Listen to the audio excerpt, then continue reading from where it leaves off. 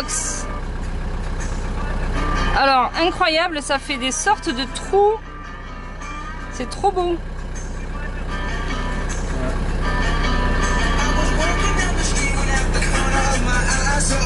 Ouf, là.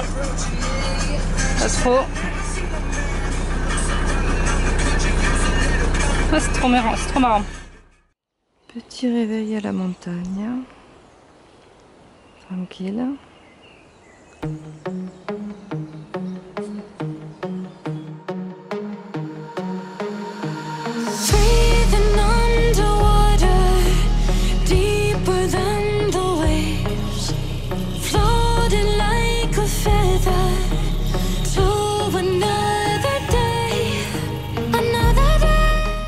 Je voulais refaire le toit parce que j'ai plein de fuites.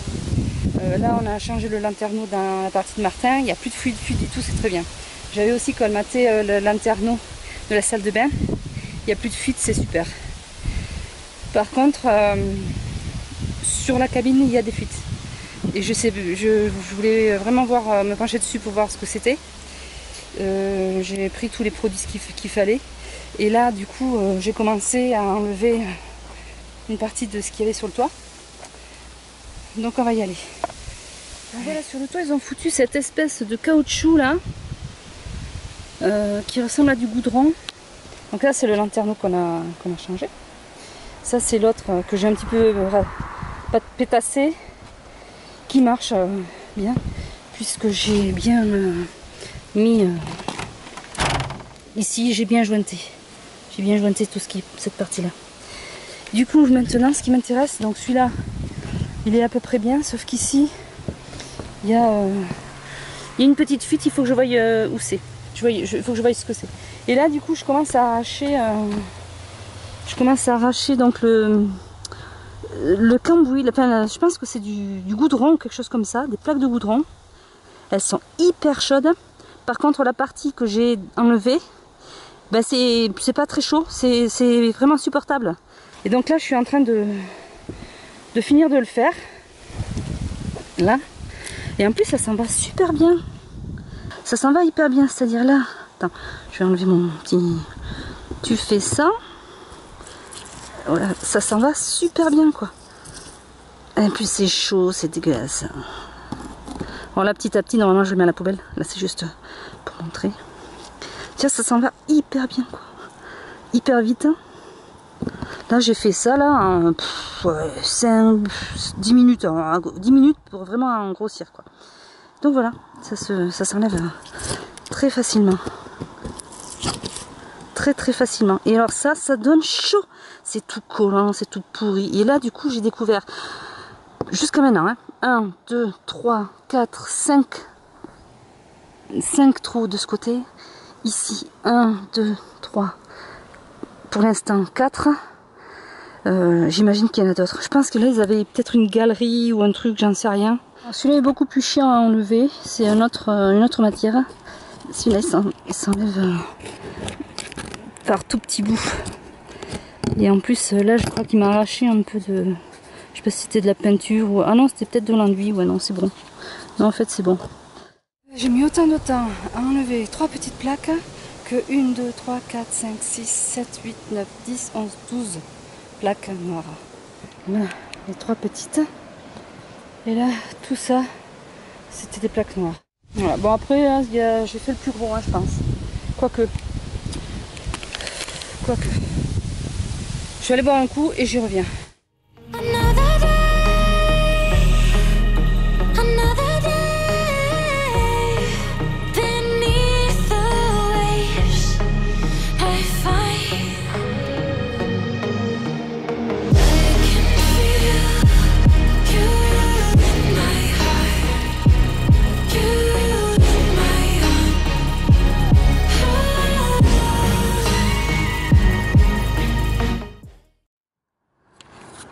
Donc pendant que je continue, Martin commence, il a nettoyé les trous qu'il y avait. Alors là il y en a 6, derrière lui il y en a 6.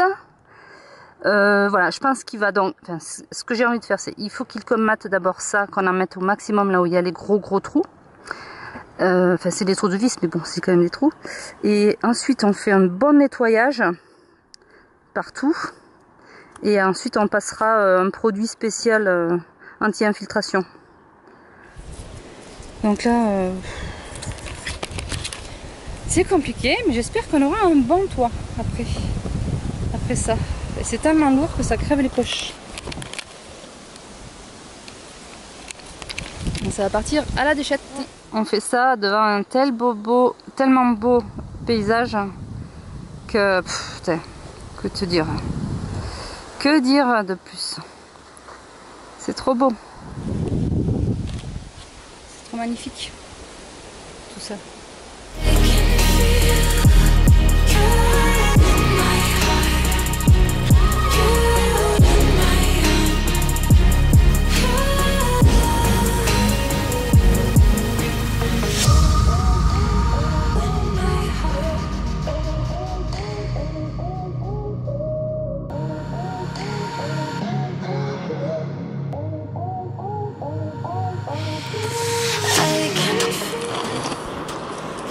Un petit village, quelques maisons en tout cas, je sais pas si c'est un village, mais quelques maisons.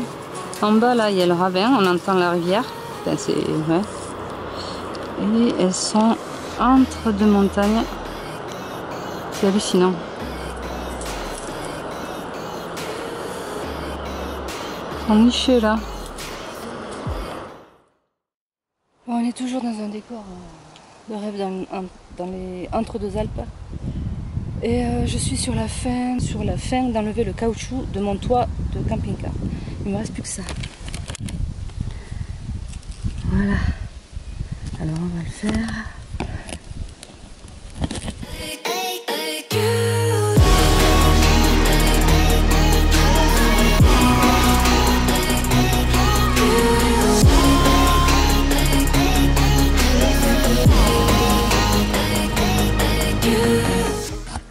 Allez, dernier.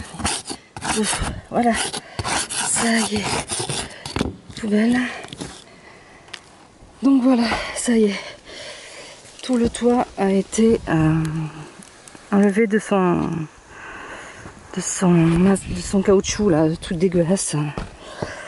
Alors maintenant, l'étape à suivre, c'est nettoyage complet. Donc voilà, sinon, belle montagne, entre deux Alpes.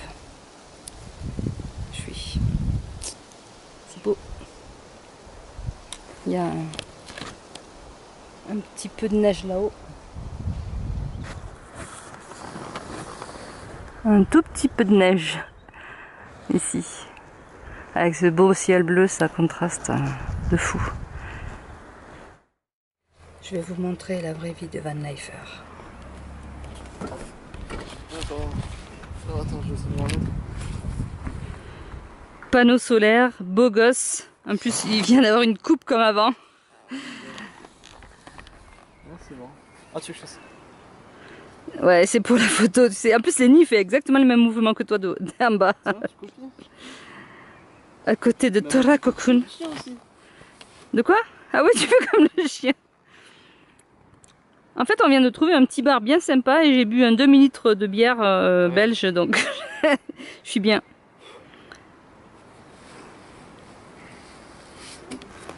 Voilà.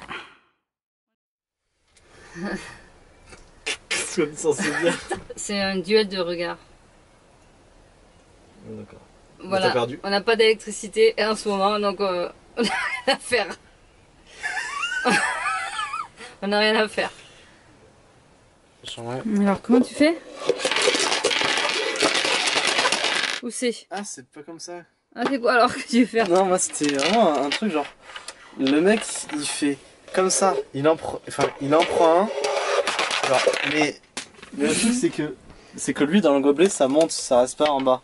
Et après il en prend un autre et à la fin ils sont tous empilés comme ça. Et je te jure c'est faisable mais c'est super chiant à faire. Je crois qu'il faut les prendre comme ça et du coup ça tape et ça rentre comme ça. Mais il faut avoir le coup de main quoi. Bon voilà.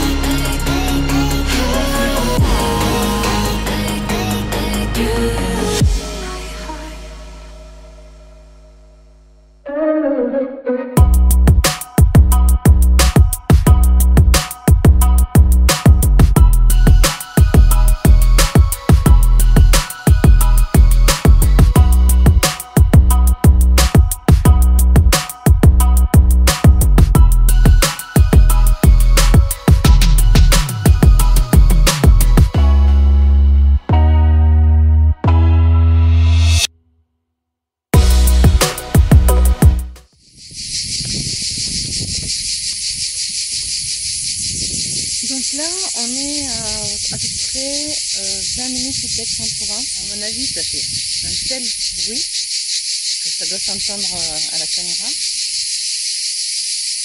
On est au pays de la cigale et de la lavande. C'est hallucinant, je ne savais pas que les cigales faisaient autant de bruit. Ça fait... je m'entends même pas. Donc lui, la bête là, je commence à maîtriser. Il y a eu quelques difficultés d'allumage 2-3 fois et en fait maintenant j'arrive à l'allumer comme il faut. Le freinage, je me suis pris une peur à Gap parce que à l'arrivée à Gap on a descendu au moins 5 à 6 km et du coup j'ai freiné un peu longtemps et dans Gap j'ai failli percuter un gars parce que j'avais plus de frein. Du coup j'ai fait au frein à main. Je me suis fait vraiment très très peur parce que je me voyais emplâtrer le gars. On l'a pas. J'ai pu l'éviter avec le frein à main, mais là sérieusement il faut que je voie un garage. Un garage qui me revoie vraiment tout comme il faut. Et puis là maintenant ça y est. On est descendu des montagnes. Mais c'est les cigales. Il y a un bruit de dingue. Je savais pas que ça faisait autant de bruit en fait. C'est sympa, hein. J'adore. La nuit, elles font pas trop de bruit, donc c'est bien. En fait, j'ai l'impression que c'est en hauteur. Est-ce qu'elles sont dans les arbres, dans les pins? Aucune idée.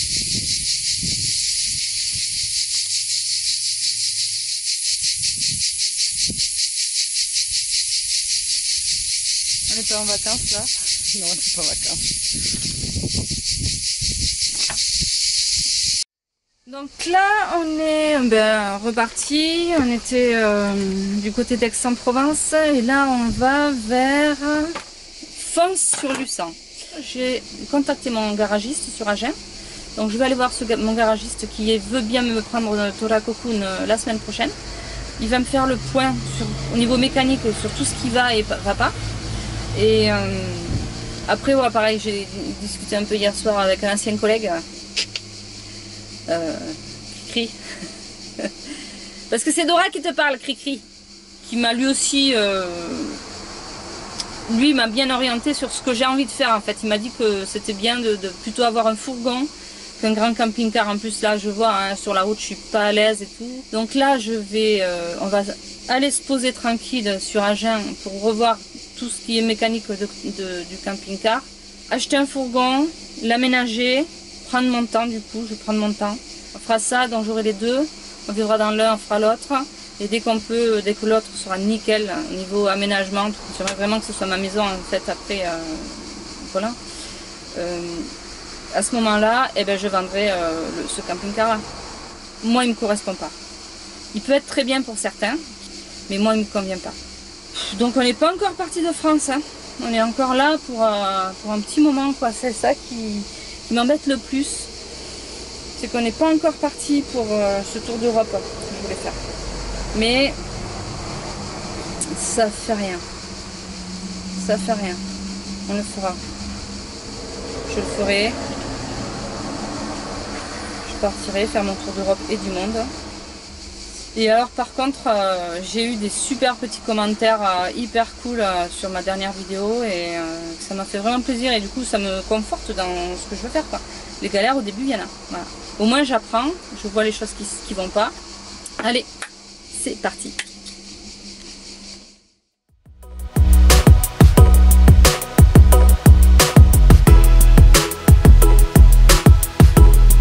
Et alors, tu conduis ?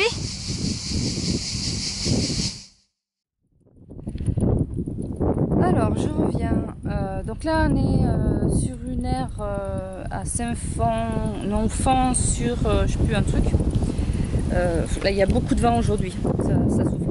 Je suis sur le toit de mon van, de mon fourgon et de mon camping-car et je vais continuer de le nettoyer. Je pense qu'il y a du vent, ça va souffler. J'ai fait toute cette partie là, voilà, il me reste cette partie là. Et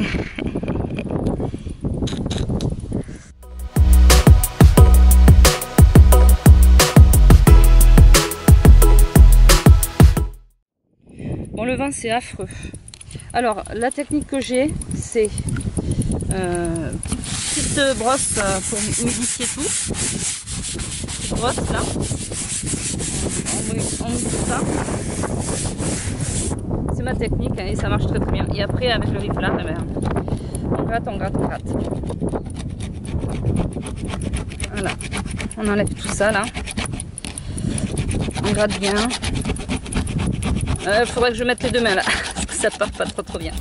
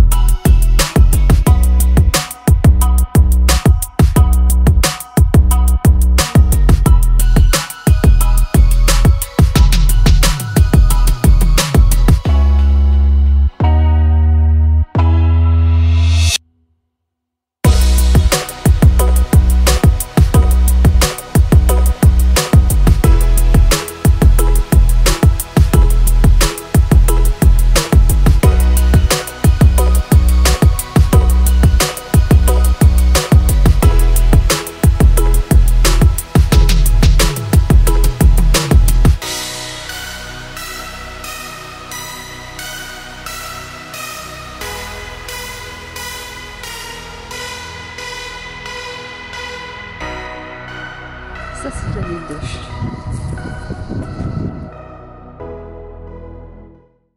Aujourd'hui je suis dans une aire de camping-car. Je parle pas trop fort déjà. Hyper ombragée pour le moment. Donc je vais faire ma première couche de dip. Donc j'ai pris ça comme produit. Étanchéité visible. J'en ai pris 4 pots pour faire 2 couches. Donc je vais commencer à le faire. C'est parti. Allez, on monte à l'échelle de ma petite lumière. Alors à 3 mains, à une main et 2 jambes, je commence à avoir l'habitude. Sans tomber en plus. Voilà. Donc on va commencer. J'ai commencé à préparer le matos. En plus je suis sur une aire assez sympa. Il y a eu une petite réalisation des élèves.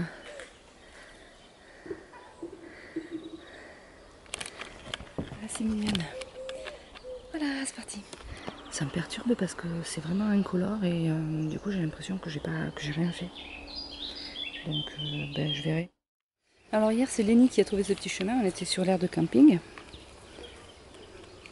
Il est venu là. Mais il est tombé sur ça. Oh, c'est trop beau. C'est très haut. Alors on va aller là-haut. Tu te sens d'aller jusque là-haut? On va essayer d'aller jusque là-haut. Je vais pas de courir, de descendre, de faire la petite maison dans la prairie, par exemple.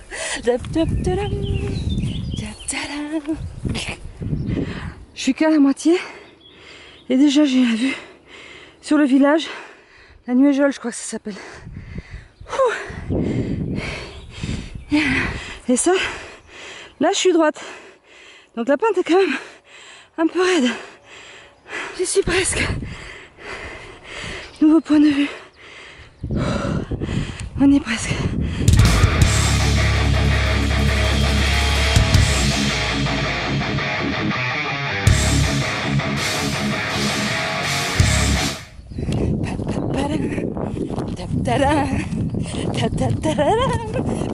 Est-ce que je fais comme Carrie, que je tombe? Non, quand même. Là, en fait, j'attends les 6 heures entre les 2 couches de dip que j'ai passé là tout à l'heure vers 10 heures. Il faudrait que je passe vers 16 heures, mais en fait, il faudrait que je le passe à 25 degrés et sous les arbres. Donc, je sais pas si on reste là, si on va chercher un autre endroit, parce qu'à 16 heures, là, on aura du soleil. Donc.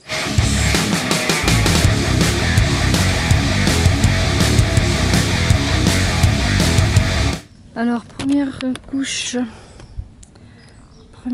de dip étanchéité passée. Là on s'est mis un peu à l'ombre en espérant que d'ici 1 heure le soleil tourne pour faire la deuxième couche. Et après on est à peu près prêt. Est-ce qu'il faudra que je peigne le toit ou quoi? Je sais pas. Parce que franchement, il est pas beau. Donc les 2 couches de dip sont passées sur le toit et donc voilà ce que ça donne. On voit vraiment toutes les traces partout. Mais bon, il y a 2 couches. Il y a 2 couches là. Ça fait comme une sorte de vernis en fait. Ça fait brillant. On verra à la longue si c'est efficace ou pas. J'ai l'impression d'avoir rien fait en fait. Si j'ai enlevé ces putains de plaques goudronnées. Mais à part ça, j'ai l'impression d'avoir rien fait.